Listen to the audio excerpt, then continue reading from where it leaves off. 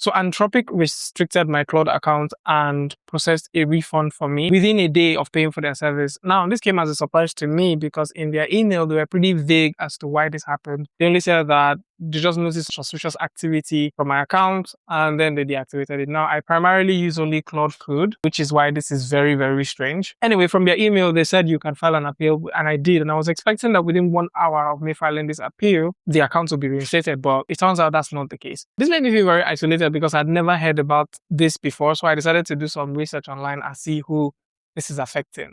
It turns out there's nothing to be isolated about. It's happening to a shit ton of people. Now, luckily for me, I'm not fully dependent on Claude Code to write code because it would have made me unable to work as a developer.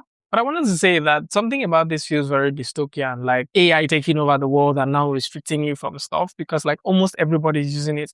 I spent hours trying to learn and absorb new skills when it comes to Claude Code, and I'm still in the process of learning.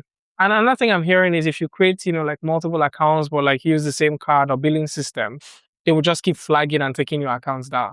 Honestly, I'm stumped. I really don't know what to do. Has this ever happened to you before? If you know what to do, please let me know.